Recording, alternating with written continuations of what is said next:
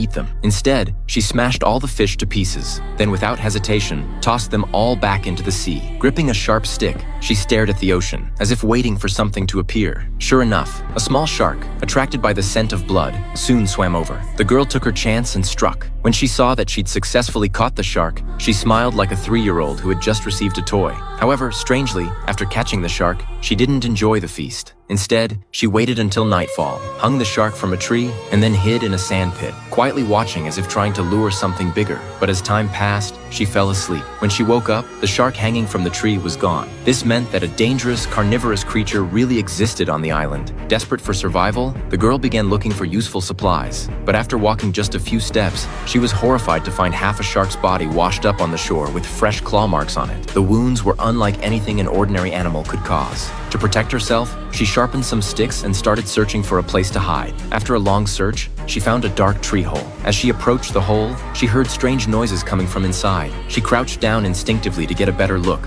only to find a small bird trapped inside. Just as she let out a sigh of relief, she spotted something floating toward her from the sea. Panicked, she grabbed her wooden stick and walked toward it, only to discover it was the upper half of a companion's body. In order to figure out what kind of terrifying creature it was, the girl came up with a daring plan. Without hesitation, she used a rope to hang her companion's body from a tree. That night, she once again hid in the sand pit, waiting and watching. Sure enough, she finally saw the creature in action. It moved quickly, yanked the body off the tree, and dragged it toward the sea. But before she could even blink, the creature mysteriously vanished. Just when she thought she was safe, she heard strange noises above her. The sound sent a chill down her spine, and she quickly covered her mouth, not daring to make a sound. After circling around for a while, the creature gave up and left. Having witnessed the creature's terrifying behavior, the girl realized she couldn't just sit there and wait to die. She needed to escape the island, or she'd eventually become its next meal. That's when she noticed a life vest on the ground and had an idea. She immediately dumped her suitcase's contents on the ground, placing the life vest inside, and tightened all the buckles as securely as possible. She was planning to use the suitcase as an escape raft, but she was too naive. The suitcase couldn't support her weight, and after struggling for a while, it didn't float. As nightfall approached,